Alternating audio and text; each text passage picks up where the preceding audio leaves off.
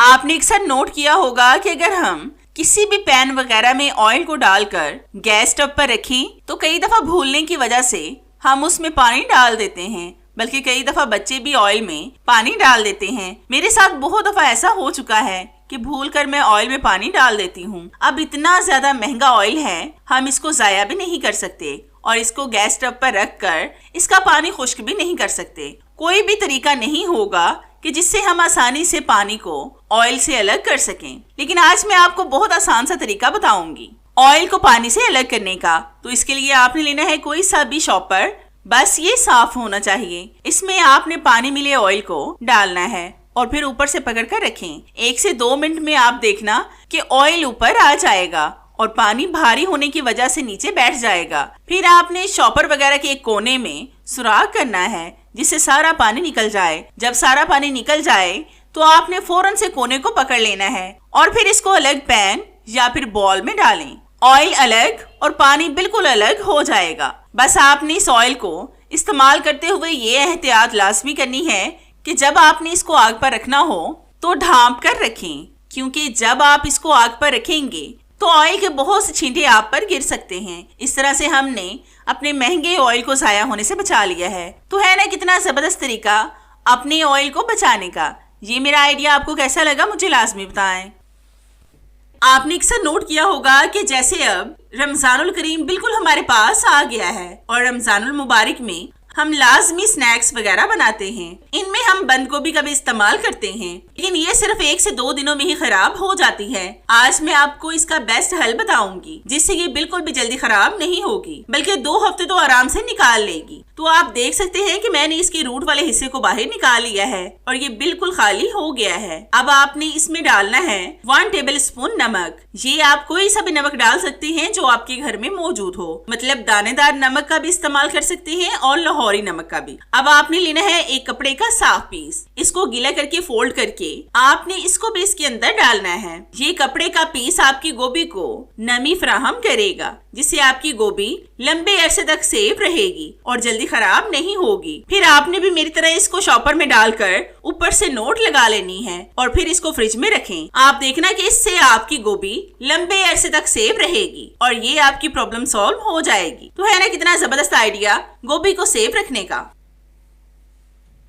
आपने अक्सर नोट किया होगा कि सब्ज मिर्चों को चॉप करके हम बहुत सारी चीजों में इसका इस्तेमाल करते हैं, लेकिन जिन खवातीन की स्किन सेंसिटिव होती है वो खवातीन जब भी मिर्चों को चॉप करती हैं तो उनके हाथों पर जलन होना स्टार्ट हो जाती है। आज मैं आपको इसकी बेस्ट ट्रिक बताऊंगी जिससे आप ढेरों मिर्चों को चॉप करें, वो भी हाथ लगाए बगैर। तो इसके लिए आपने लेना है एक गिलास, इसके साथ आपने मिर्चों को चॉप करना है। बस एक बात का ध्यान रखें कि गिलास के किनारे शार्प होने चाहिए। मेरे पास ये स्टील का मग था इसलिए मैं इसका इस्तेमाल कर रही हूँ। आपके पास कोई और चीज हो तो आप उसका इस्तेमाल भी कर सकते हैं, मतलब बोल या कोई भी और मग वगैरह।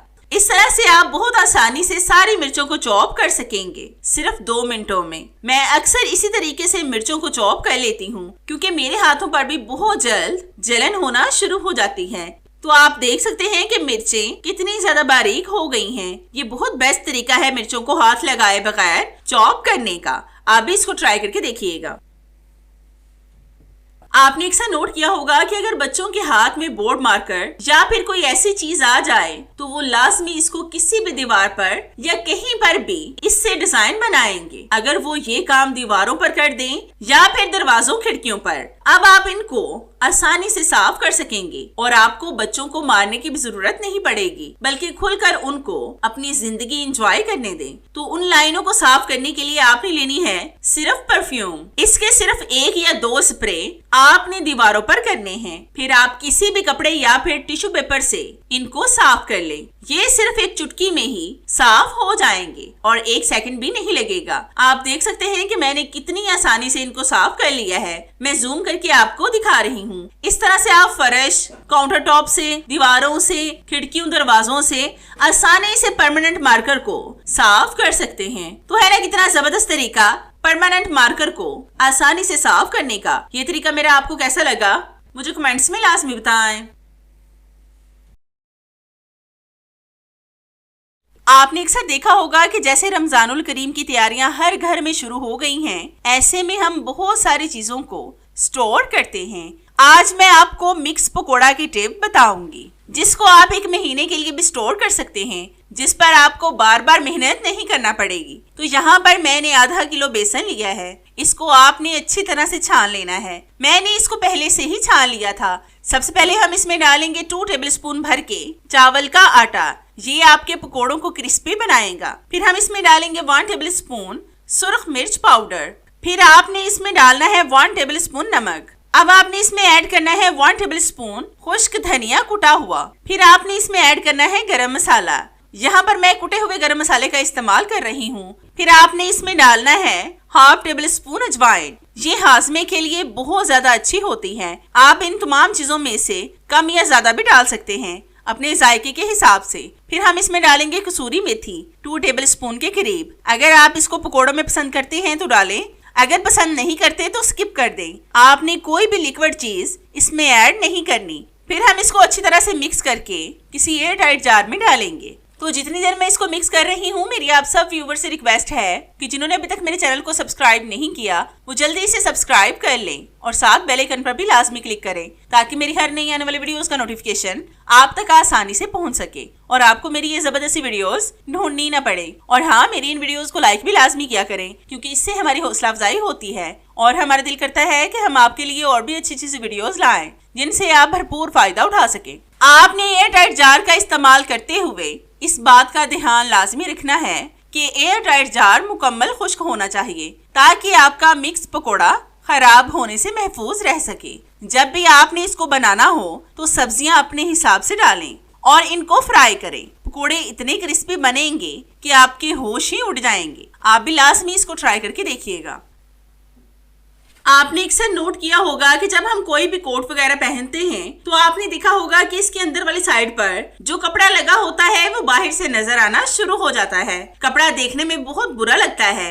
आज मैं आपको इसको सिलाई लगाना सिखाऊंगी जिससे ये बिल्कुल भी बाहर से नजर नहीं आएगा। तो इसके लिए आपने बस फोकस बनाकर देखते जाना है कि मैं किस तरह से सिलाई लगा रही हूँ ताकि जब आप लगाने लगे तो आपको कोई भी परेशानी ना हो और आप बेफिक्र होकर अपना काम कर सके। इस सिलाई के लिए आपको मैचिंग धागे की भी जरूरत नहीं पड़ेगी। बस जैसा भी धागा मिल जाए उसका इस्तेमाल कर लें। मैं भी यहाँ पर किसी और कलर के धागे का इस्तेमाल कर रही हूँ क्योंकि ये सिलाई ऐसी है कि जिससे धागा ऊपर से बिल्कुल भी नजर नहीं आएगा और ये कपड़ा भी अंदर ही रहेगा और नजर भी नहीं आएगा। आपने इसी तरह से सारी सिलाई लगाकर धागे को खींचते जाना है। तो जितनी देर मैं इसको सिलाई लगा रही हूँ, मेरी आप सब व्यूवर से रिक्वेस्ट है कि जिन्होंने अभी तक मेरे चैनल को सब्सक्राइब नहीं किया वो जल्दी से सब्सक्राइब कर लें और साथ बेल आइकन पर भी लाजमी क्लिक करें ताकि मेरी हर नई आने वाली वीडियोस का नोटिफिकेशन आप तक आसानी से पहुंच सके और आपको मेरी ये जबरदस्ती वीडियोस ढूंढनी न पड़े। और हाँ, मेरी इन वीडियोस को लाइक भी लाजमी किया करें